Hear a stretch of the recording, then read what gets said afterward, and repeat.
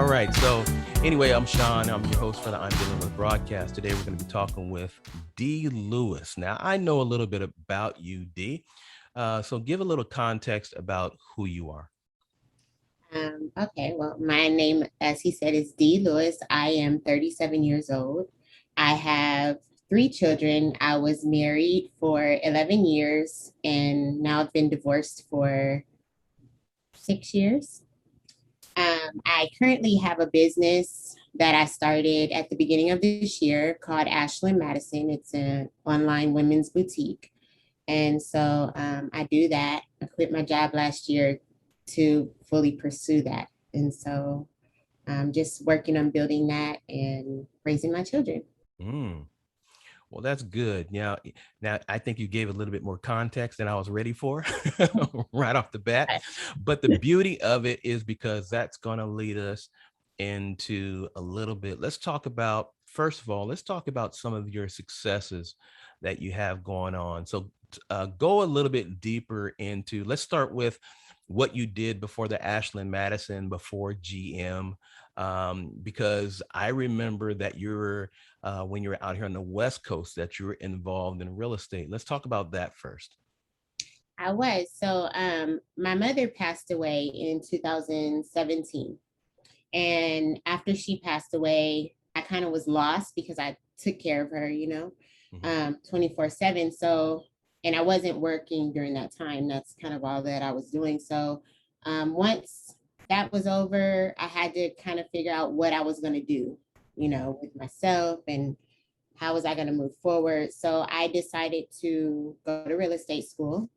And I did, and I passed the test, and I got my license, and I worked in real estate for maybe almost a year and a half. Mm-hmm. I have a cousin in California who's a broker, so I worked with him, and all of that was great. It's just that at a certain period, I felt like I needed to move back to Dallas so that my kids could be closer to their father. So that's kind of what broke up my stopped me from doing the real estate. Gotcha. That sounds good. And then let's move into GM. Talk about a little bit of your role there at GM once you got there. Okay, so once I got to GM, I was building trucks. I was on the assembly line, and I got that job. I took that job because it was the first offer I got for me to be able to move here to Dallas. So I had kind of set a date as to when I wanted to leave from and move from California to Dallas. And I was really going by faith, just trusting. I didn't know where I was going to work. I didn't know what I was going to do, but trusting God to provide. And so he provided that job. And I worked third shift. You had to work 6 nights a week. So wow. I did not like it. Honestly, I'm really a girly girl. I could build trucks and stuff like that, but it wasn't really my thing. It wasn't hard. It just wasn't really my thing. And then I didn't I was always tired. It took up a lot of my time. And so I would get home on Saturday morning and we have to be back to work on Sunday night. And I like going to church. So, but I was always tired. So I was always missing church, So I didn't really like it, but I had to wait for the right opportunity for me to be able to leave that job. Mm-hmm. Well, it's interesting because for me, for many years, almost 20 some years, I had worked third shift. And originally, I'm not gonna lie, I hated it in the beginning, but what I realized, it allowed me that when I was getting off in the morning, I can go shopping without crowds, go to the DMV, get the car worked on, whatever the case may be. So for me, it was a benefit, especially when the children came along, because now it allowed me to be home where we didn't have to pay for daycare. Yeah. But I do understand that third shift, especially being single, takes a toll on your body, your mental stamina, your physicality, and things of that sort. So now let's talk about, now you've now left General Dynamics. So explain the process and what it took to leave, not General Dynamics, but GM, General Motors. Explain that process of what it really took, whether it be a faith walk or really trusting God in the process. for what was coming next?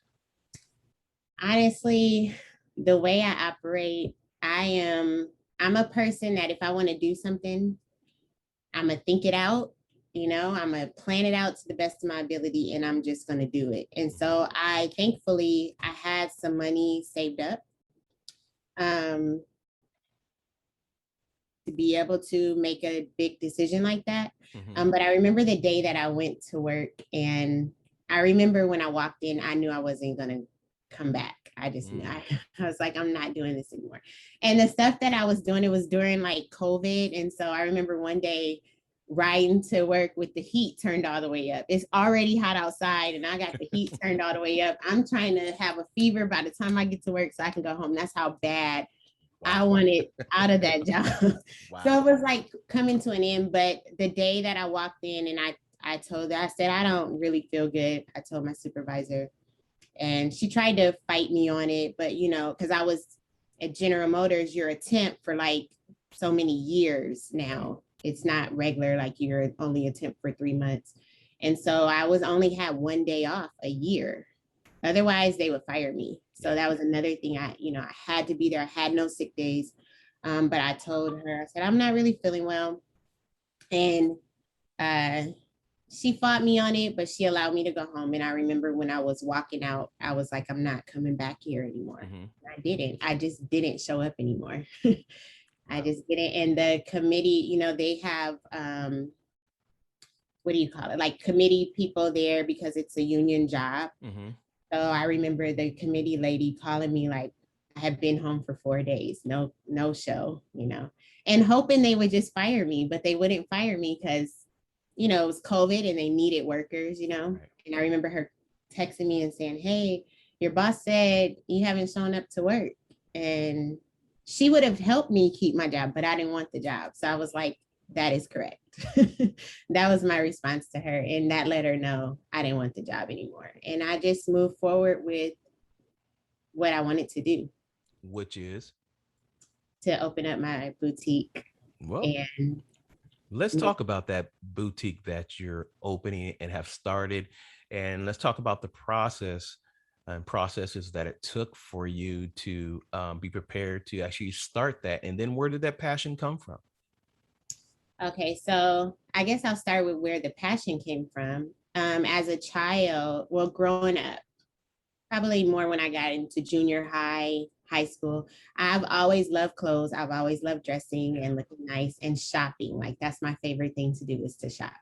So I actually, when I graduated high school, I was moving to California to go to fashion school.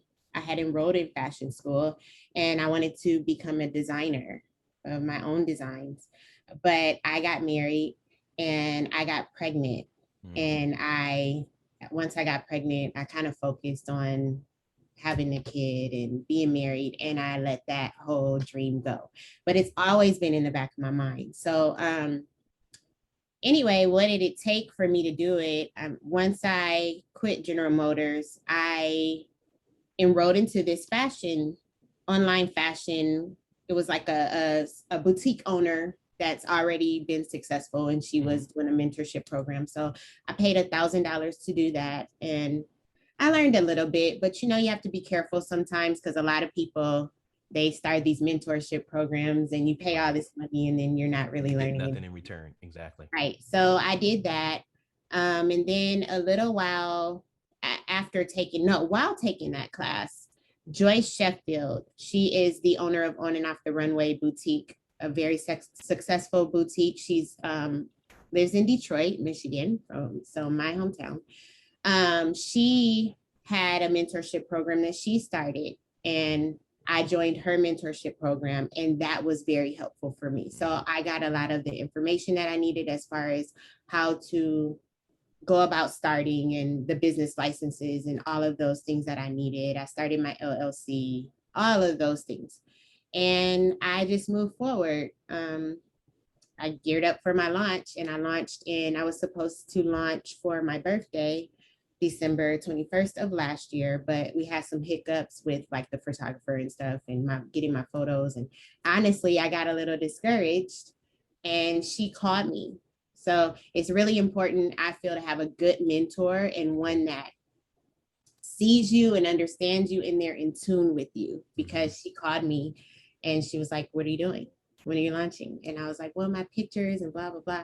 And she ended up really helping me. She helped me find the person to do my website and a lot of the last minute things that I needed. She was able to connect me and steer me in the right direction. And so I was able to launch on the 15th of January. Nice. So talk about where your boutique is now as far as, and then how people can actually find you. Okay, so you can find me online. It's online right now. www.ashlynmaddison.com. And I emphasis on Ashlyn because there is another site for something else. Yes, we know. Okay, so you can go there. I'm also on social media. It's Shop Ashlyn Maddison on Instagram and Ashlyn Maddison on Facebook. But my boutique, so honestly, when I started my boutique, I had a great launch. I have a lot of friends and family all over that were very supportive. And so I did really, really well. And then honestly, I got distracted a little bit just with life and I was just doing other stuff. I just wasn't focused. And then Bishop Jakes preached a message in May or June, about being in the right place. Right.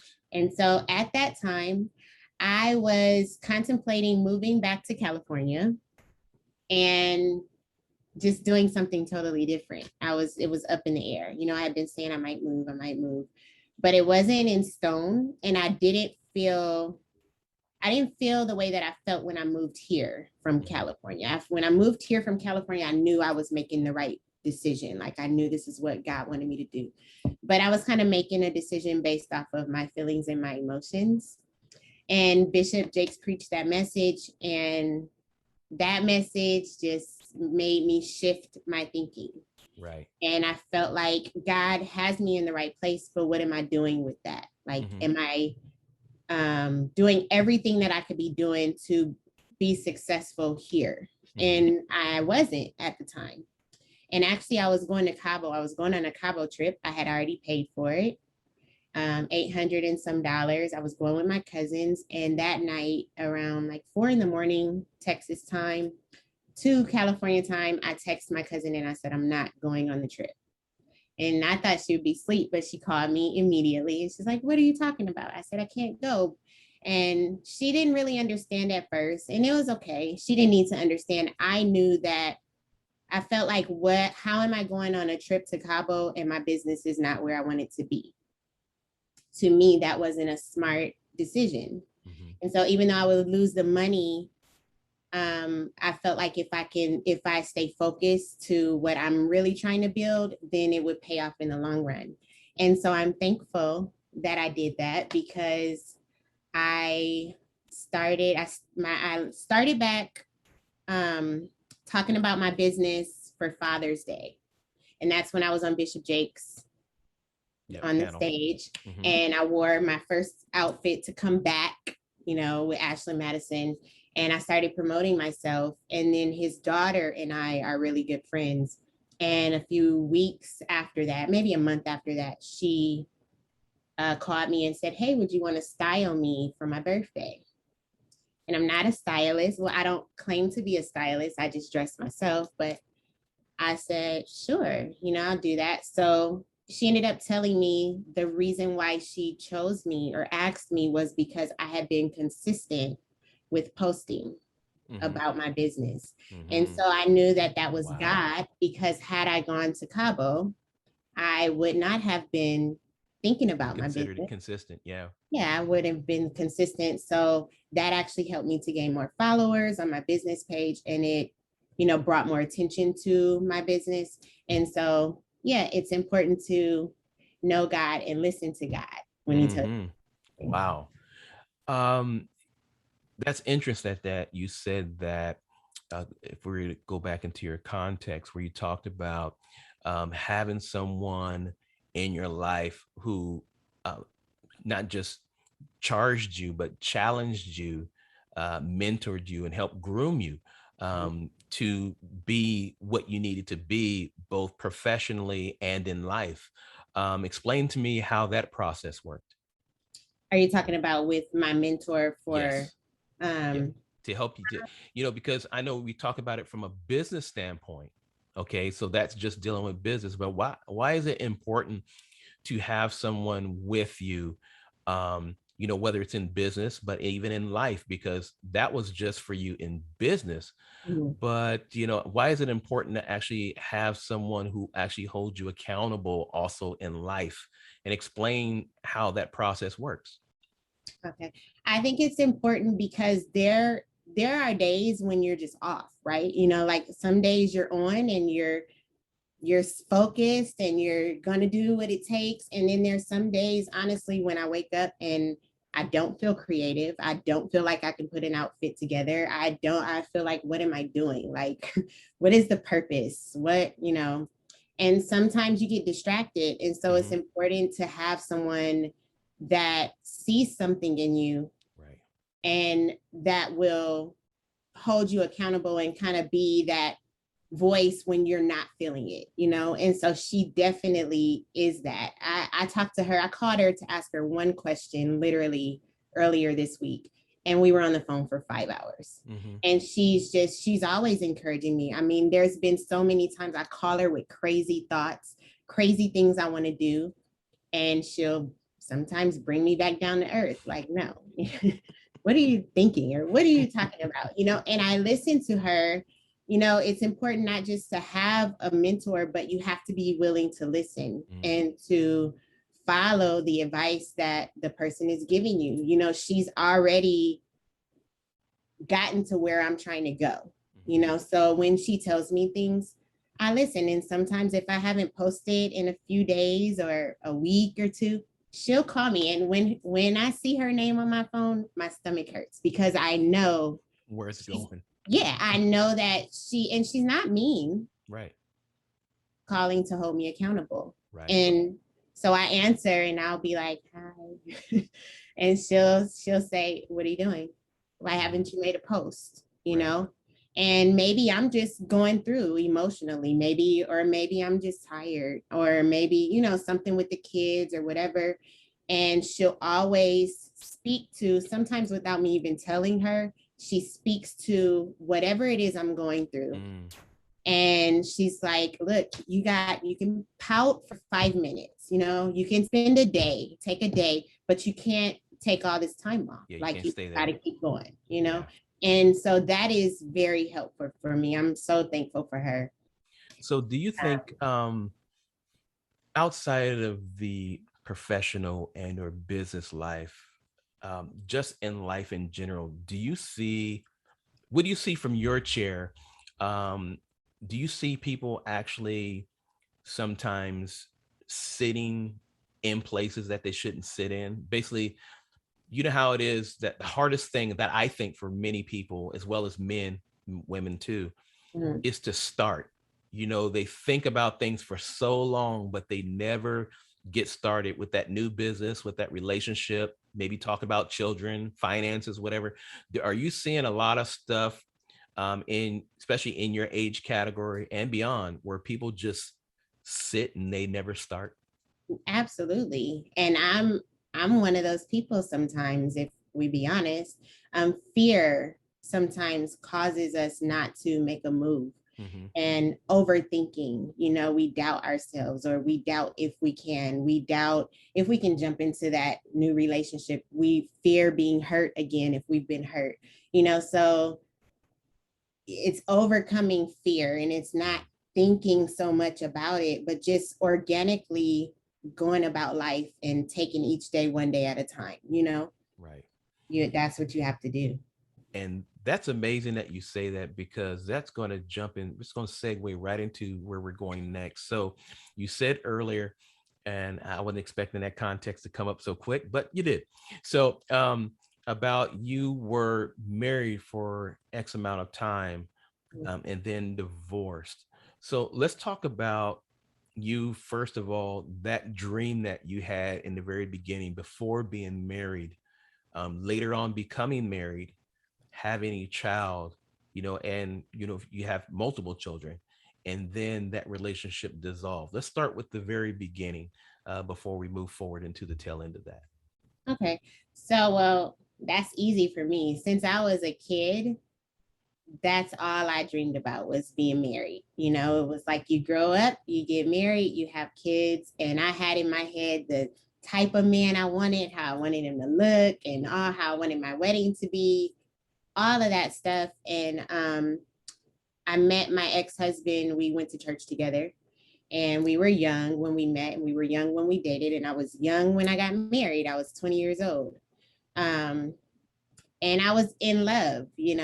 At that age, you're young. You don't always look at everything that maybe you should look at before getting married. You're just in love, and you just think, oh, let's just do this. So, yeah, that's how that ended up. And we got married, and we ended up having 3 children. And honestly, I don't know how much you want me to talk about, but sometimes when you're young and when you get married young, I feel like you still have a lot of growing to do, And so if you're not growing together, then you're growing apart at some point. And that's kind of part of the issue in my previous marriage, along with we had a lot of financial issues and, stuff like that. There wasn't a lot of stability. And then I married someone that came from a totally different background than I did. I grew up in a 2-parent home. My parents were married 43 years. He grew up differently than I did. So it's trying to bring 2 different worlds together and 2 different ideas of how life should be and try to make that work. And sometimes you're able to work through it and grow together and see eye to eye and come up with something that works best for the 2 of you. And sometimes you don't. And so it didn't work out for us. In 2015, I think it was, he decided he didn't want to be married anymore. And at the time, that was devastating. It was very devastating because, again, the way I grew up, you get married and you stay married. That's it. Yeah. That's what you do. And so I never saw, it's funny though, because throughout my marriage, I was not happy, but I still was devastated because I had a failed marriage. It's like it didn't work. And so once I was able to get past the fact that, okay, your marriage failed and this is what it is, then I was able to embrace the other fact, which was that I wasn't happy anyway. And sometimes when you're not happy, and things happen, you go with it.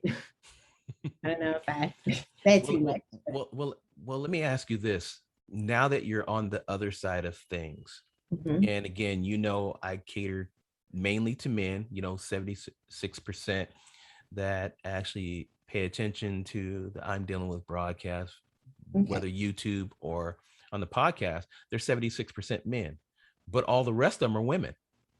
Which lets me know that whatever it is that we're talking about, women are listening to. So with you being a woman, what is it that you've learned that men need to know? That men need to know about us? So based upon your experience, you said you've gone through a marriage. There's some different things that didn't work out. And we're not putting the blame on you or the other person, but the question is, what is it now that you know that maybe you didn't know then that men need to know? Well, I can run this 2 different ways. So I feel, okay. So I feel like as a woman, something that I feel like I didn't do, I'll start there. Okay. That would have been helpful to my ex-husband would have been to affirm him more, to respect his position in our home, and trust him to lead. I don't feel like I did that too well.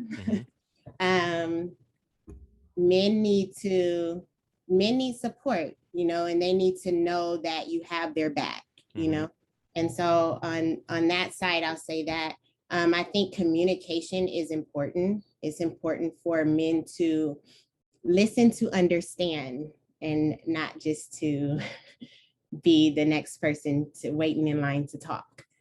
Communication in any relationship, friendship, whatever, to me, that's like the number one thing.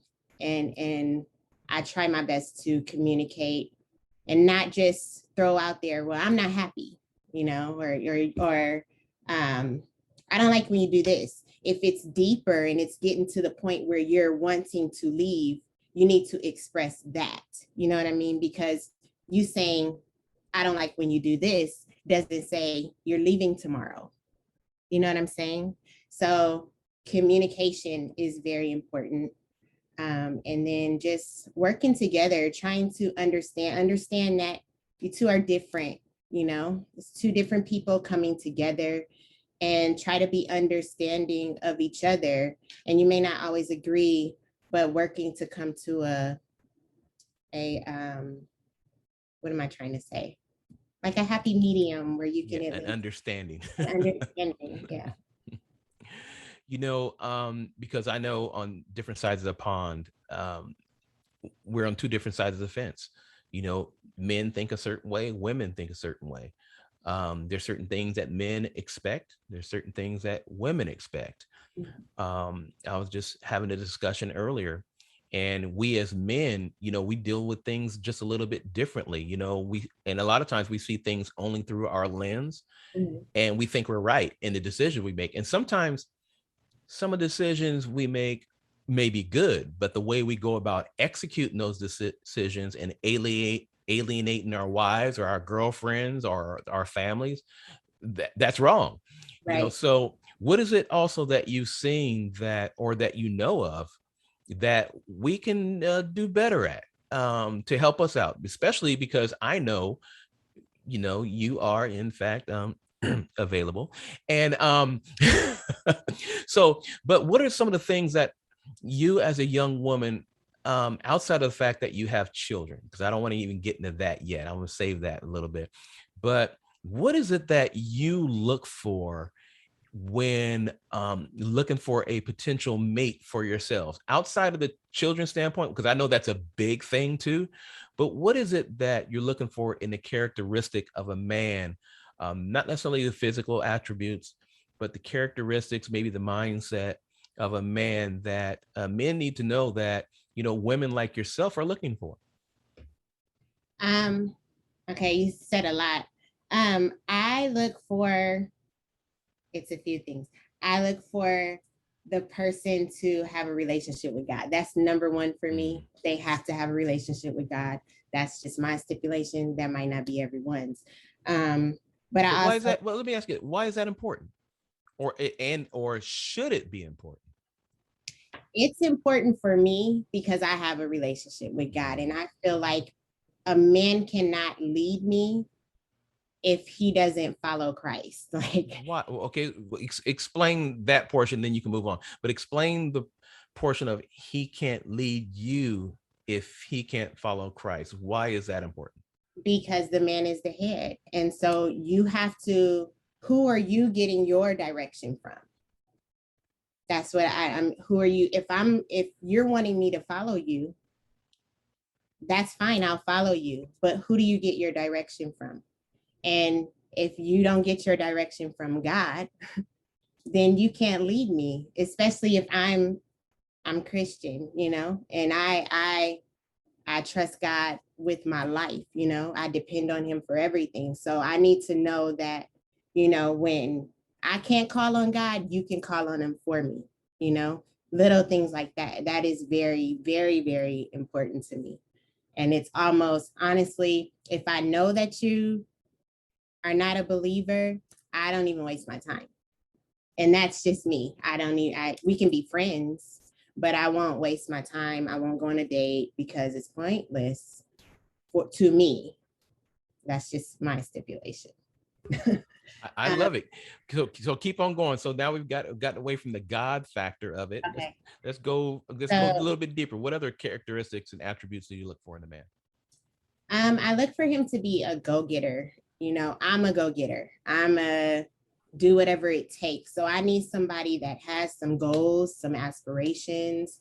I need someone that's honest. Just be honest. You know what I mean?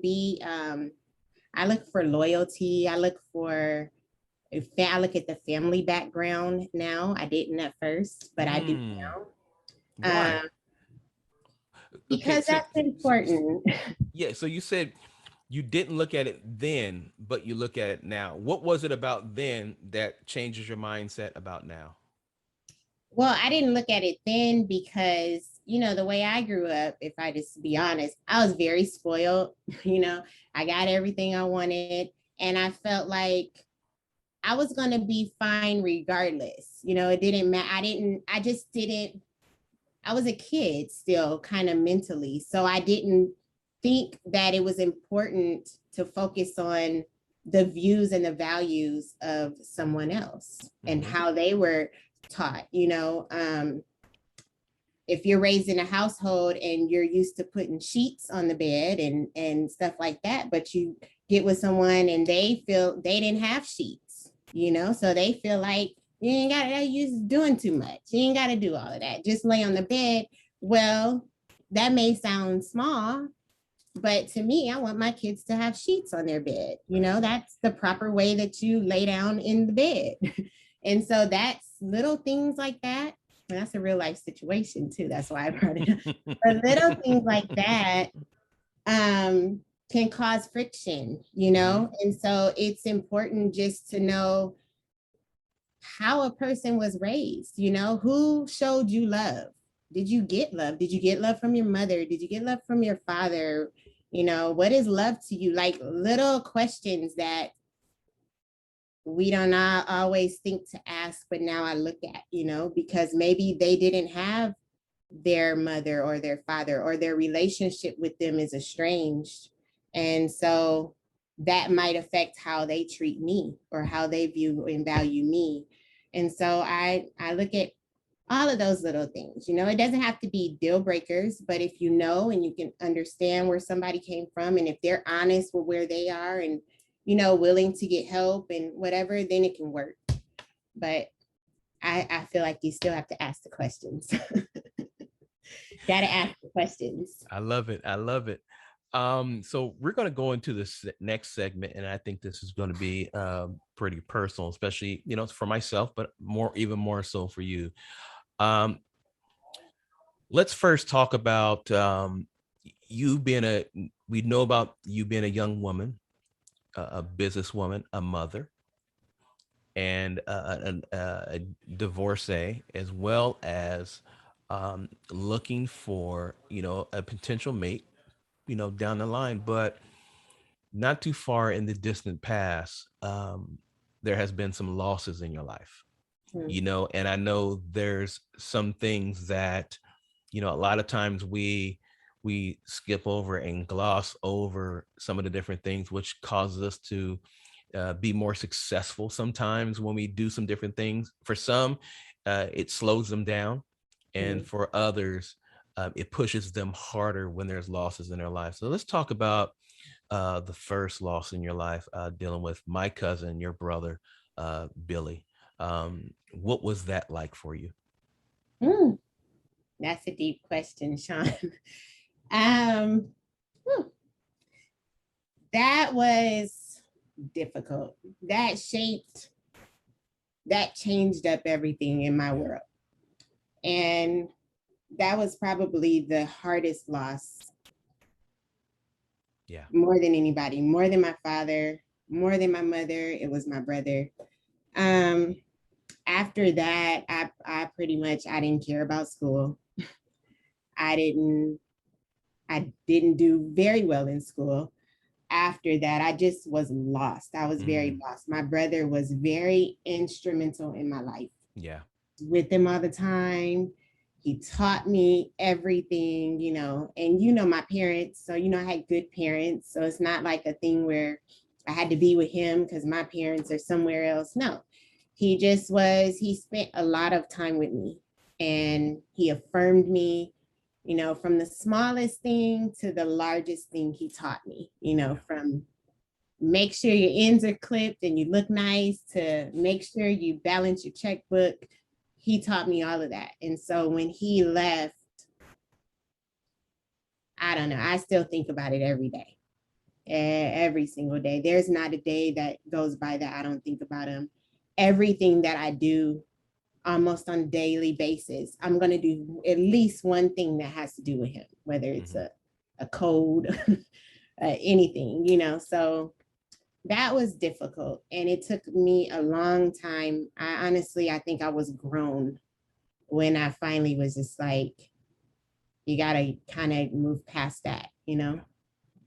But as you can see, it still chokes me up. You said his name and I almost started crying. That's how important he was to me. Yeah. He was that guy. He always had a joke to tell. He always had some type of experience.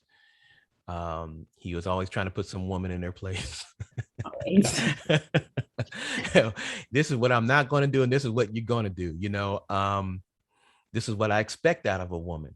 You know, so I can only imagine living in the house with him 24 hours a day, 7 days a week, and he was trying to make you become what you needed to be for somebody else. You know, and you know, he was really that guy. Yeah, he had a great family dynamic. What we're going to do now, we're just going to take maybe about 5 minutes and let you go ahead and regroup, and then we're going to keep going down this avenue and get into some more deep topics, and then just kind of go from there. And so we finished talking about your brother D. So and it wasn't too much. Well, I'll say it was a little bit later on down the line, but later on, you lost, you know, your father. You know, that building block. You know, that concrete, that mason, that contractor, that father, that preacher, that real dominant man of the home who helped really shape many of you to be who you are today. Let's talk about now. You go from your brother that later on, X amount of years later, you lose your father. Walk us through that process. Okay, so that process, that was difficult too. That was like losing your covering. Yeah. You know, that's what that was like. It was like losing your covering. It took me a long time to deal with that too. I felt like I lost myself after that because I don't know, that's dad, you know, everything we do is he's there. He's got the answer to everything, you know. You can call him anytime for anything. I always felt safe. I always felt protected as long as he was there. So once he left, it was like, man, I don't have a dad. You know, I don't have my dad anymore. But I will say it made it easier because my mom was there. Yeah. So that made it a little bit easier. But you know, with me, I watched each person pass away. So that's the difference between me and all of my siblings. I wasn't there when Billy passed away. My mom was. But when my dad passed, he passed away in my home. And I was there. I was right there, you know. And then of course when my mom passed, I was there. So having to see all of that and being the one to help take care of all of these people, my brother, my father, my mother, that makes it even more difficult. It's like you got to watch these people decline that you love decline in front of your face. Yeah. And you can't prepare for that. It doesn't matter. It doesn't matter if, you know, it's any day now. Like nothing really prepares you for that. But what I will say is that my father, he taught us, you know, to trust God. And that's what I've had to do with every death, is to trust God and to know that, you know, God doesn't make mistakes. And all of those things that they tell us every time people leave, I've literally had to depend on those things in my faith to get me through each loss. Mm-hmm. and God has helped me. Since we're talking about, we're in the segment right now of talking about fatherhood. What is it about fatherhood that should be important to a father, to men who are fathers or prospective men who wants to be fathers? What is it that you, as a young woman, a child, a daughter of a father, what was it that you learned from your father that you were able to pick up to look for in this next potential candidate or other men who wants to be fathers? Ooh, I learned what I learned from my father. My father was he was the standard to me. He was the standard. Um, so, and I will say though, even though you may have a good father and a good role model and someone, but that doesn't mean you'll always pick right. Mm. I will say that. I That like doesn't mean that. you'll always pick right. Um, but that doesn't take away from the fact that you know what the standard should be just because you don't pick right. So, my father, he was a hard worker, and he may not have always been home. He couldn't just be at home all day long if he's out working, but he was present, meaning anytime I called him, he answered. He made events and things at school important. I remember my dad we could have a sing along at school, and nobody's dressing up. My father's going to dress up like it's black tie. He's making us dress up. Everything's important because you're doing it. And he affirmed me. And that is the biggest thing, because to this day, the way that I accomplish things, sometimes I literally hear my father saying, "You can do that. You're my daughter. You can do that. You're a Lewis. You can do you and that ain't no thing." Like it's certain things that I remember him saying to me all the time. And he would tell us, "You're a Lewis." That meant something. So I grew up feeling like, well, I'm a Lewis, I can do I I can do can do anything. whatever. Yeah, I can do anything because my father said so. And so it's important for fathers to affirm their children and to be present. You know, um, my father bought me everything, but when I think back now, I don't think about really anything that he bought me. I think about all the time that I spent with him, Yeah. and I think about um, the things he taught me about the word and about depending on God. Like he left me with something that I could hold on to when he's not here. Mm-hmm. And to me, that's the best thing he left me with. That's awesome. Mm. So what I'm hearing from you is that men, um, first and foremost, need to set the standard for whatever that home's going to look like. Okay. Mhm. That's what I'm hearing. I'm hearing that they need to set the standard.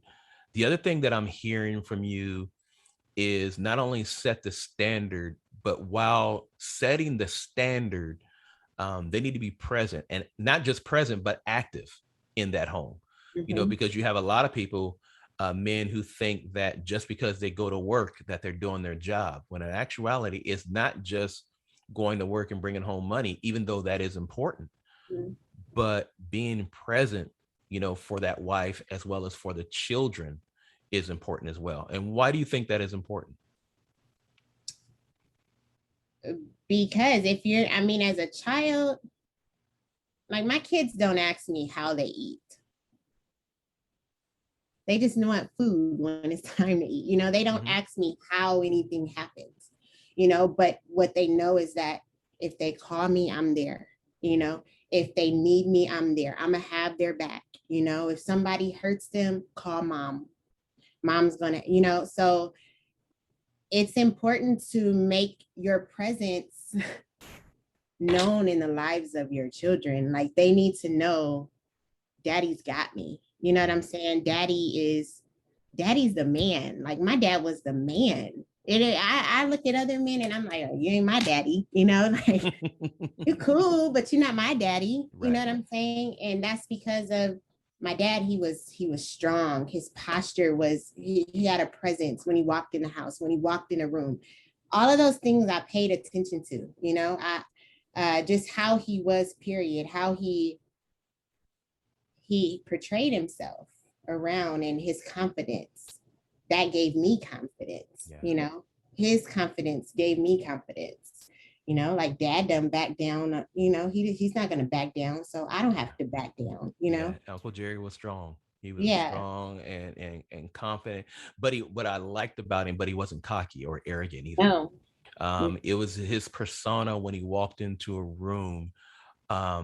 It made you, when you saw him, no matter how he was dressed when he came into a room, whether he was dressed doing the nines or had on jeans and something, but it commanded respect when he walked into the room. You just, whatever you were doing, stopped when he walked into the room. Yeah.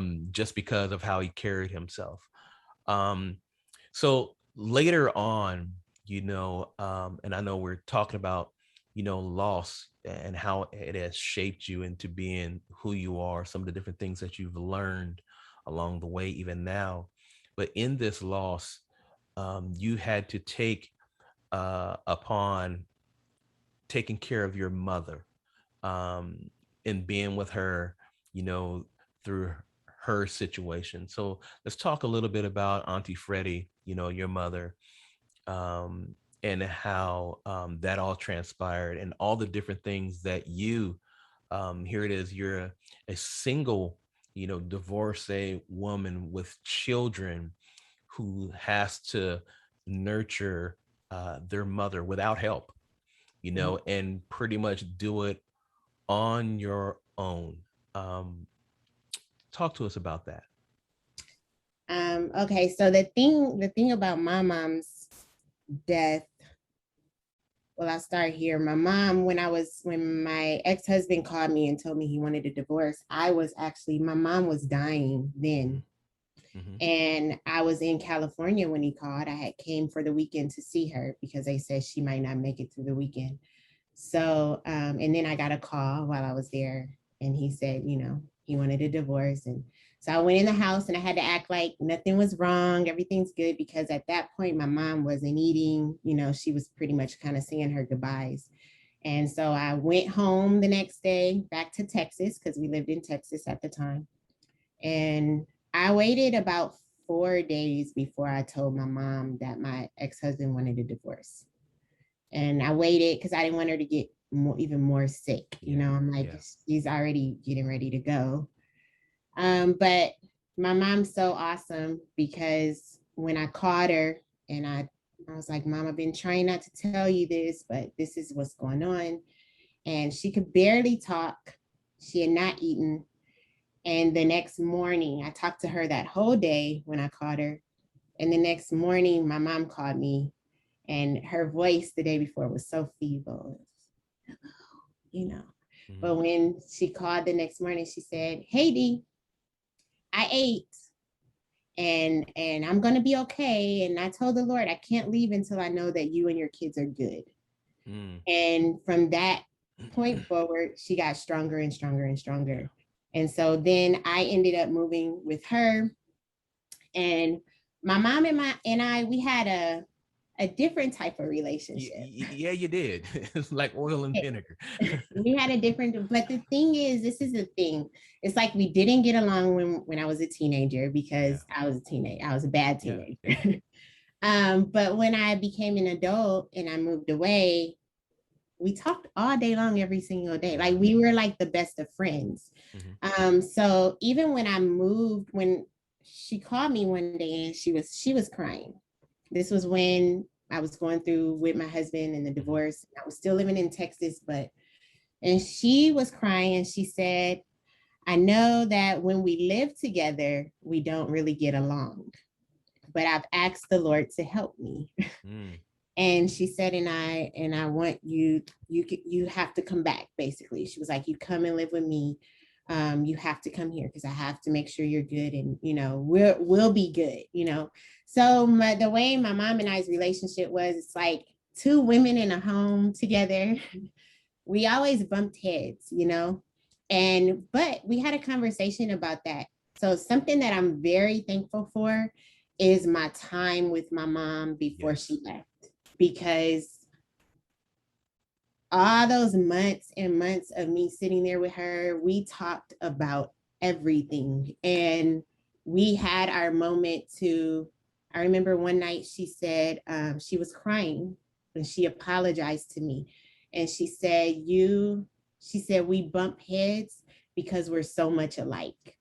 And honestly, me and my mom are so much alike, it doesn't even make any sense. Like, we were so much alike in so many things.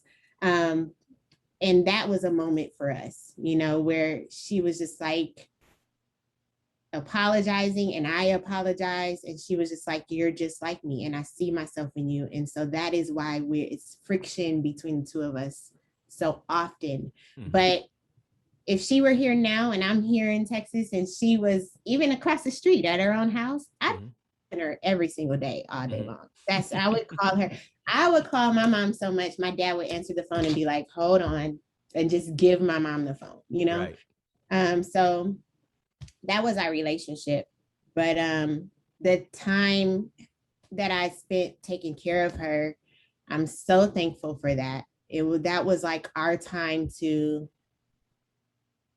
build a bond, so to speak. And for her to understand me and for me to understand her, a lot of the things that happened in my marriage, I never told anybody. I never told my mom. I never told them. I only remember one time calling when my dad was alive and saying, I want a divorce. And that was early on.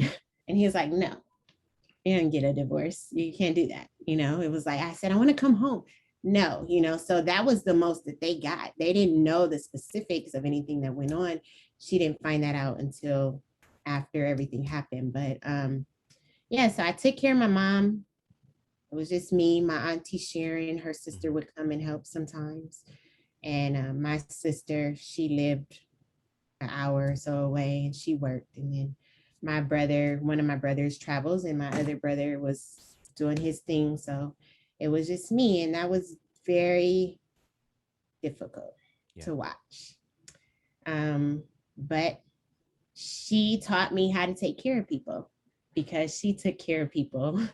So I watched her take care of people my entire life, whether they were family or not. It's okay. It's okay. And that's one of the things, that one thing that we have to be good at is to learn, number one, to be transparent, because at the end of the day, our goal is to meet people where they are. And there are some people that are going through now some of the situations that you've gone through divorce, through loss, through trying to build a business, maybe even a failed business. And there are some struggles that many people are still going through. So you showing your emotion and things of that sort, that's nothing new, because I think it's needed, because some people need to see real people showing emotion. Because a lot of times we will tell people where we are and how we've made it, but we won't tell people the things that it took to get us there, and the struggles that we went through. So I appreciate your transparency. And for me, I welcome it, because I'm the same person in dealing with that. So I just hadn't talked that all through, like, it's okay. like talking it all through. So it's like, it's just coming out. But well, let me ask you this. So throughout this time span that you were taking care of your mom, I'm sure that in that time span that there are some things that you learned along the way, that you'll never forget. I hear you say that because of the situation, one of the things you learned was how to take care of people. And what else did you also learn through going through that situation? What other things did you learn? other than how to take care of people what did I learn while I was taking care of my mom? Yes. I learned a lot. I learned a lot about other people. Really, I just learned a lot about my mom because we spent a lot of time talking about her and her life and life through her lens. So it helped me to understand her better. So things that bothered me before about her, I had a better understanding of it because I was, able to talk to her and spend a lot of time learning her and why she thinks the way she thinks and why she does the things she does. Right. So that's mainly what I learned during that period. Was just about my mom. And she talked to me a lot she told me she wanted me to read my grandmother's obituary. So she talked to me a lot about the fact that when she's gone, I would be able to raise my children, even if I had to do it on my own. By yourself. And so she did a lot of that, just supporting me and talking to me about how I can still become everything that I want to become in spite of everything that's going on. Because everything kind of hit me at once. It's like I'm divorced and then my mom's sick. So I kind of had to deal with both at the same time, deal with both things going on at the same time. I don't think I really had a chance at that point to even really process my divorce. Mm-hmm. It's like, okay, now your ex-husband's gone. Now you're with your mom and now boom, she's sick. So, really get a lot of time to process. But talking to her every day helped. And I took so many voice recordings, so many videos every day. Like I would just be recording her while she's talking about nothing. Yeah. And so I'm thankful for that because now there are days when I miss her and I can turn on any voice recording. One day I spent 4 hours listening to voice recordings and I literally felt like I went and stopped by my mom's house and we talked and I was good. Like, okay, I'll go see mom tomorrow. Like she's good. That's how I felt because that's how much, stuff I recorded of her. But yeah, I really just learned about my mom during that period of time. I don't know. What I just got was seizing the moment. Yeah. Seizing the moment. Why is it important for us, not just as men, but as women, for those that are going to be later watching this as it's put out and or listening to this, why is it important for each and every one of us to seize the moment? Because I look at COVID and everything that's going on. I received 2 text messages this week and of course you already know how we've lost some family members just this week alone. Okay, I won't say who they are, but you already know because one's where you are, okay, and the other one's where we are. And why is it important that even in the midst of what you were going through during that time, it's so easy for us to focus on the negative things that are going on instead of accentuating the positive, that it's very important for us to seize the moment? Why is that important? It's funny. I just made a status about this on Facebook the other day and about why it's important to be present in the moment with people because you never know when that's their last day. You never know when you won't see them again. I'll never have this moment again, this moment with you. I'll never have it again. So it's so important to be present and pay attention to what's going on around you. I had got to a place with my mom because I knew she was dying, where I would sit and I would just literally say, like, listen to her voice, listen to the way she says things, watch her gestures, because I knew it's going to come a day and you won't see this gesture again. You won't hear her voice again. So yeah, record it, but be in this moment. Right. And, so we have to know that tomorrow's not promised to us. No, not even our next breath. Our next breath is not promised. So you have to be present with people and love people and appreciate people. And that's where I'm at now. Like, honestly, all these deaths have made me to where I'm just, all I want to do is give love. You know what I mean? Like, we all have differences, you know, we're all different. We all think differently, but I'm to a place now where I don't even, it's not worth arguing about. It's not worth the friction, you know, just appreciate other people's differences, you know, and let God be God. If you don't agree with something somebody does, that's not for you all the time to worry about, you know. Just let God be God and just appreciate where people are, you know. And I think that's a lot of times hard for some people, is to love genuinely. I love you, but I don't like this, you know, because for instance, I've learned that I can love you, but I don't have to like you. Because the Lord's called me to love you. I don't have to like the decisions you make. I don't have to like how you live your life. I don't have to like even the choices that you make. But at the end of the day, when you and I get together, I'm gonna treat you like you're somebody. Yeah. You know, not like you're somebody in the distant past or whatever. And it's very important and imperative that we love people where they are. We don't have to like it, because truth of the matter is somebody loved us where we were. Yep. And for some of us, even where we are, right? Yeah. And you know, that is awesome in that feat. And I appreciate you joining in today and just kind of sharing your talk and sharing your discussion, even portion of your life story. And I hope that it encourages both men and women alike. So what would be some of the closing comments that you would give to not just young women who are trying to start something fresh, maybe trying to start over, because you've had to reinvent yourself so many times to get you to where you are. You had to reinvent yourself from now a sister who's lost a brother, from a daughter now who's lost both of her parents, to also now a wife who's lost a husband, and now trying to reinvent herself for maybe a future with someone else. But also now I'm also reinvent myself for a new business.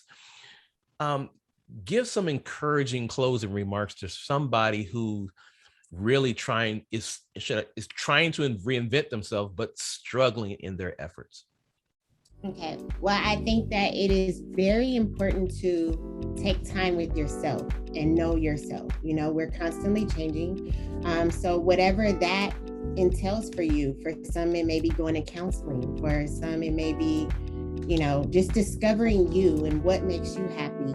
And then I would say, if there's something that you're wanting to start or to do, start by starting. Just start, you know, don't overthink it. We have one life to live, you know, and don't worry about the supporters or the non-supporters, you know. You just have to do what you feel God is giving you to do, and trust that He'll give you the resources to do it. If it's resources that you're lacking, or whatever you're lacking, if God has given you an idea or a vision, He will provide for you. You just have to make the first step, and don't quit. Yeah. Don't stop. Whatever you do, don't stop. Eventually, if people don't jump on the bandwagon immediately, they will eventually. And those that do, and those that don't. And focus on the people that love you. Right. Don't focus on the people that don't. Love genuinely. Be present in the moment. And take it one day at a time. That's what I would say. That's awesome. And once again, where can they find you? You can find me on social media. My personal handle is Dee Marie Lewis 83, I believe, and on Instagram. But for my Ashlyn Maddison, you can go to Shop Ashlyn Maddison on Instagram, or Ashlyn Maddison on Facebook. And the website again is www.ashlynmadison.com. Awesome. And then for those of you that are watching and are going to be listening here in the future, I'm Shon, your host of the I'm Dealing With broadcast. And we thank Dee Lewis all the way from Texas, who is with us today. And I hope you've gotten some value out of this discussion, and stay tuned for the next episode. As always, until then, be blessed, love each other. Bye-bye. Bye for now.